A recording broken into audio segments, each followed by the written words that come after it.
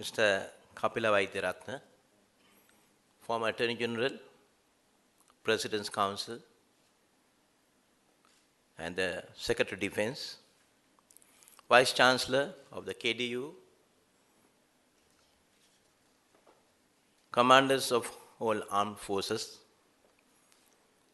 Mr. Dr. Bandula Vijay, Professor Chandra Vikram Singh, academics, professionals, heads of institutions, conference participants, ladies and gentlemen. Today is a red letter day for the Kotlavala Defense University. You are successfully conducting the 10th International Research Conference of your university. To sustain such an effort is not easy, especially for a young university like yours. Research is the hallmark of a university. The two pillars of a university are the discovery of new knowledge and the dissemination of such knowledge. It is through research and experimentation the universities discover new knowledge, and those who undertake only dissemination of knowledge without contributing to the body of knowledge in society fall short of universities. The Vice Chancellor, academics, professionals, ladies and gentlemen. Therefore, I wish to congratulate you, the Council and the Senate of the University, for the academic leadership in our higher education system. Your international conference has been able to attract a large number of research works of academics, more than 500 papers, I understand. And out of more than 500 papers, you have selected about 300. The scientists and the professionals with the participation of other resource persons. Then you have from a wide array of fields in Sri Lanka and overseas. More interestingly, this conference is the leading opportunity available to members of the armed forces to present their academic work. The characteristic of a modern army is mastering of knowledge, in addition to the mastery of weapons, intelligence, and information. New knowledge represents a new weapon, a weapon of strategy formulation. On behalf of the government of Sri Lanka, let me say that your research contributions are highly valued, and the government would like to encourage the search for new knowledge and its applications. From the long list of research papers of this conference, I see that you will analyze, discuss, and debate on a wide range of issues involving science, technology, social sciences, and professional subjects, all which having a bearing on the people's life. The power of science to bring about change places a duty on the scientists and as well as the members of the armed forces to proceed with great caution and concern for the well-being of the common man. I'd like to share with you a few thoughts about the implications of scientific advances and trends of emerging technologies on the future directions of the development of our country. Many new technologies are going to change our way of life as well. For an example, nanotechnology is the hype technology of the new millennium. It will affect every industry from toothpaste to car tires, from glass to clothing, and from navigation to production of equipment, including military equipment. You will need new strategies in the field in different areas. Innovating Sri Lanka, introduced by my ministry,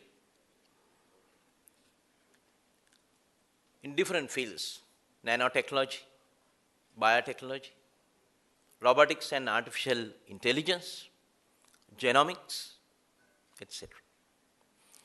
Now, for an example, close to this institution, this university, you find Arthur C. Clarke Institute of Modern Technologies under the Ministry of Science, Technology and Research. Under this Innovating Sri Lanka program of my ministry, that institution, they have already started training engineers, young and experienced, and academics and professionals, with the collaboration of University of Samara in Russian Federation. University of Samara, from Sputnik to latest rocket engine, they are responsible for designing those engines. It's a university. After having research and development, they pass it to Roscosmos, is responsible for launching rockets, like NASA in the United States. Recently, I visited Moscow with His Excellency the President, and I spent 2 more days. I went to University of Samara together with the chairperson of institution and the Director General, and we signed MOU with the university and the Roscosmos. Now, our vision is, by 2020, we want to send our own nano satellite to the orbit with the assistance of Roscosmos. There is one particular area. And you find Slintech. One of my predecessors, Professor Tissavitaran, who pioneered that project about 6 years ago, and 2014, Nanotechnology Laboratory Commission in the Science Park in Pittipanahomagama. Now you find 23 young PhDs of Sri Lankans who have graduated from various universities in other countries. Now they are working in that institution. They engage with research. It's an ideal model for public-private partnership. The chairman from the private sector, CEO from private sector. 4 out of 7 directors from the private sector, but the capital investment done by the government. So we are going to continue that. The second hexagon will be started before end of this year. And in that science park, we are going to start biotechnology laboratory. It is at the consultancy stage. Then we want to introduce robotics and artificial intelligence. And the genomics with the President of Commonwealth Association, Professor Vajiradi Sanayaka. He is responsible for the project, and we are going to start genomic laboratory in Colombo. The cabinet paper is ready by now. So I just want to highlight, as a Minister of Science, Technology and Research, what we are doing at the moment. We are in a changing world. Science, technologies, changing within 24 hours. So we want to mold our nation to match to that modern technologies and sciences emerging in the world. Dr. Bandula Vijay is with us today to deliver the keynote address. I met him a few years ago in Houston. Very few Sri Lankans knew about Dr. Bandula Vijay until I invited him for the STS forum attended by more than 700 Sri Lankan scientists and over 105 scientists from overseas we had in last September in Colombo.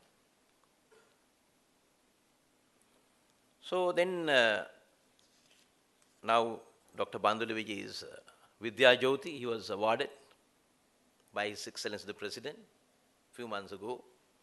And we appointed him as the Science Ambassador in United States.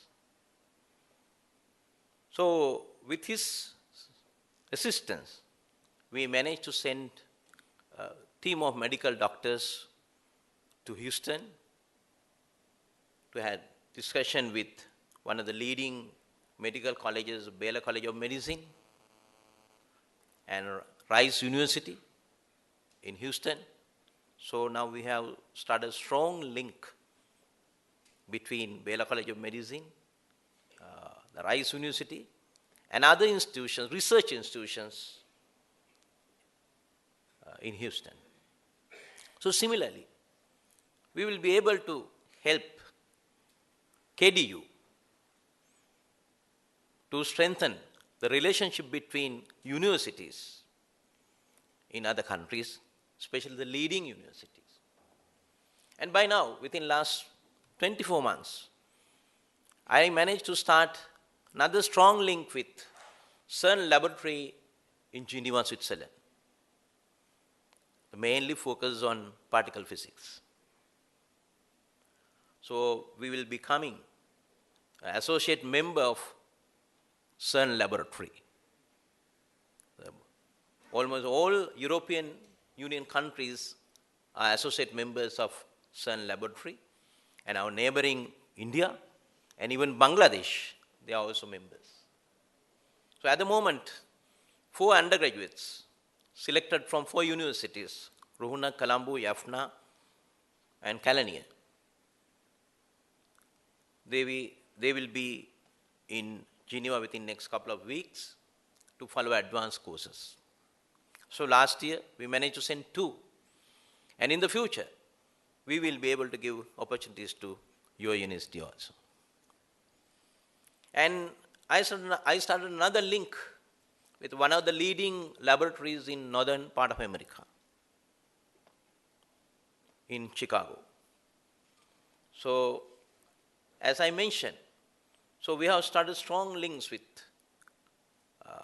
leading universities, laboratories, with my ministry and the institutions. Now, for an example, a few weeks ago, a team of 22 scientists representing medical field, or the environment, and the water management, they were in Beijing. I saw Professor Sirimali Fernando, the chairperson of National Science Foundation, is here with us today. And she was responsible for organizing that joint workshop with Chinese scientists. So when we managed to get the support from Chinese Academy of Sciences, one of the leading institutions in China, and China National Science Foundation, we have signed MOU.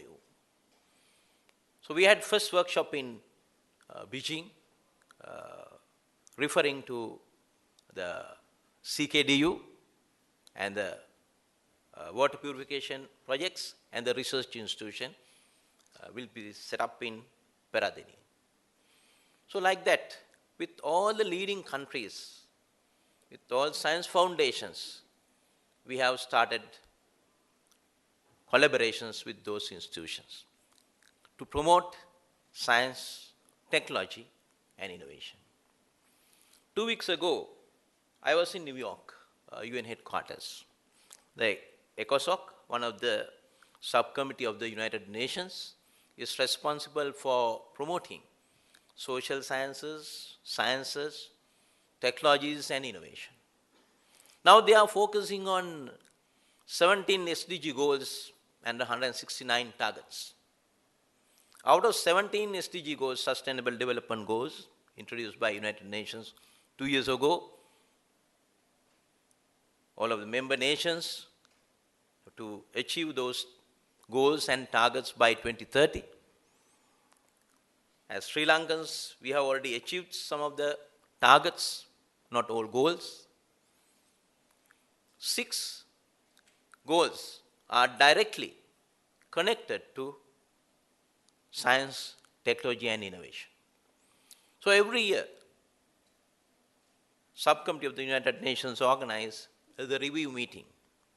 So I was in New York about a month ago, attending the second review meeting of STI for SDG in New York. So I just wanted to highlight what we are doing as the Minister of Science, Technology and Innovation. Not only that, it is our responsibility and the duty to promote science, technology, especially the emerging technologies. Now we have challenges. If you do a SWOT analysis, then you find what are the challenges, what are the weaknesses, what are the strengths we have, and what are the options we have. So as a nation, we have good talents. We have shown it. 30 years long conflict. So we managed to solve with dedication and with great sacrifice, human lives and resources in the year 2009. We are, as a nation, we have more than 2,500 written history. The irrigation,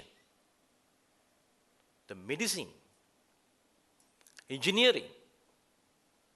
So we have shown our talents as a nation from years. Why can't we do it again? Because we were under Portuguese, Dutch and British for more than 500 years. So as a nation, we lost our talents. Even after the independence,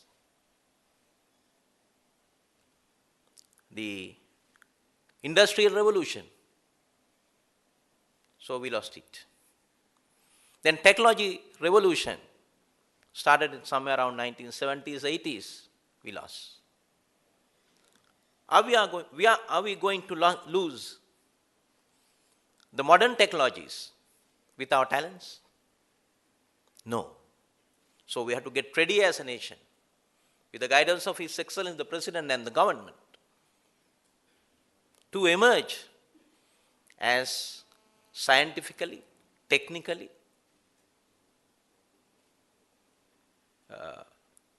knowledge and with the new technological know-how to mold our younger generation matching to the future or 21st millennium. So that is why we always ready to help or assist all the universities to organize this type of research conferences. This year, more than 9 universities, they seek our support and we help them, and even the next week we have another research symposiums. Other than the institutions under the Ministry of Science, Technology and Research, we have NASTEC, we have National Research Council, National Science Foundation, National Institute of Fundamental Studies in Kandy. So every year they have research conferences. Now here you have 9 faculties. I am amazed and I am very happy when I watch the video clip shown to us today. And I observed the organizing of this research conference. The dancing and then other events so far is excellent. Because as a Minister of Education and for a short period of time as a Minister of Higher Education, I have attended many university events. Not this university, but our traditional universities. But here I see the difference between our traditional universities and your university. Everything, the quality. You maintain quality, not just quality, total quality. And the perfection. When I observe the dancing here by your students, I believe it's perfect. and you always maintain quality. So I am wondering what is the secret behind this. I believe that is discipline. If you have the discipline as institution, then you are perfect and you can maintain quality. Then your product at the end of 3 years or 4 years course, then your product as doctors, engineers, managers, accountants, social scientists. So then you have total quality products out in your university. That's what we need at the moment. Is the time that all the academics, the professionals, as a government, we need your guidance, your voice to develop our countries. And I must mention, now we have initiated a program that is to reform the STEM education in our country. Science, technology, engineering, and mathematics. It is high time to change the system, teaching methods, and upgrade our laboratories in schools. We have more than 1,016 advanced laboratories in our country. I don't want to mention the statistics of intakes to various faculties of the universities. We have 15 universities, 8 medical faculties. Unfortunately, 8,000 medical students are not attending lectures at the moment. I have a different opinion on that issue. I don't want to mention it here today. But it's a crime. Why should we allow our 8,000 medical students not attending lectures for 7 months? So we need to address these issues immediately and solve it forever. So this is an example. Defense University, Kothalavala. Mr. Sandagiri is here. I know him for many years, and even your Defense Secretary. We are contemporaries in courts, but now we are meeting at a different forum and different level. So most of the academics, professionals representing Sri Lankan, our universities and institutions are known to me. So I find so many academics and professionals from overseas. So we treat you as resource persons. We are emerging, this is an emerging university.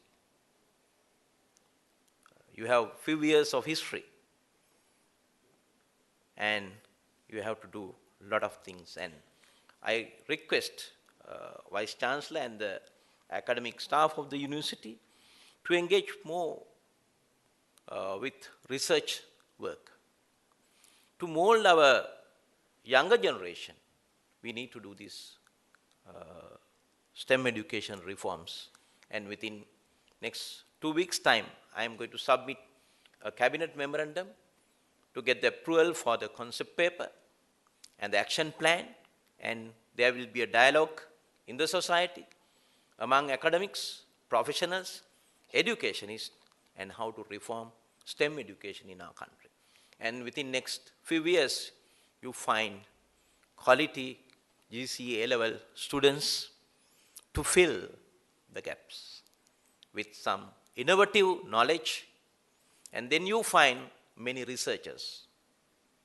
So with these remarks, I sincerely hope your conference and the papers presented there will result in useful findings which could help formulate evidence-based policies and programs for our country. With that hope, let me congratulate you again and wish you a very productive conference. Thank you.